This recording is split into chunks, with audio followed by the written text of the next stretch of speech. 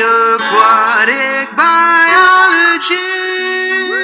Checking in once again with Dr. Andrew Hafs, professor of aquatic biology at Bemidji State University. And Andy, I know there's a lot of national seminars that you guys go to, a lot of discussion. There's a lot of national studies going on. Knowing what you know about what everybody's doing out there, what is the number one concern among you and your peers in the aquatic biology world? Well, in terms of those types of things that you mentioned, like if I go to a conference right now and I see what is the majority of the research being presented, the majority of the publications that are coming out, I think I'm going to give you two to start with. AIS, right, invasive species, is a really, really hot topic right now, and climate change is the other one. So, and I think the reason there's so much research going in on that, I know that the amount of research that's going in on that is because those are two things that are causing big shifts in our ecosystems, right?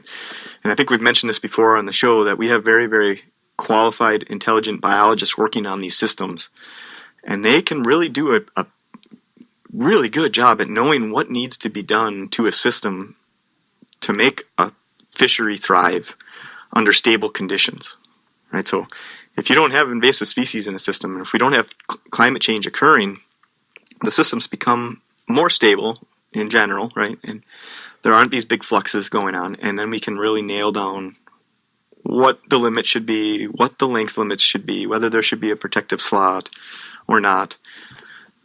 But as soon as you start, as soon as we get a handle on those things, right, and an invasive species gets involved, or the climate is changing, and something that drastically is occurring like that, that's a new source of information that we don't know.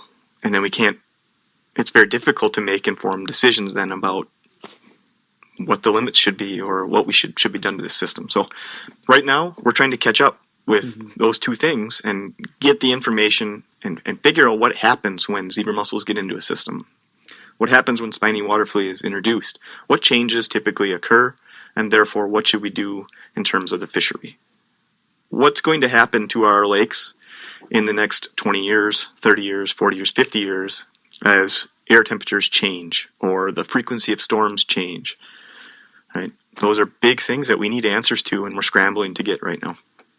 So do we have any preliminary things that we've seen out there regarding either one of these? Yeah, I mean, there's a lot of research going on, right? Okay. If air temperatures are going to change 3 degrees, what's going to happen? The lakes are going to warm up a little bit. Is that going to push them past the thresholds for cool water species like perch and walleye and shift it towards bluegill, largemouth bass? Some systems it may. So there's there's obviously models that are out there that predict what's going to happen, but a lot more work needs to be done.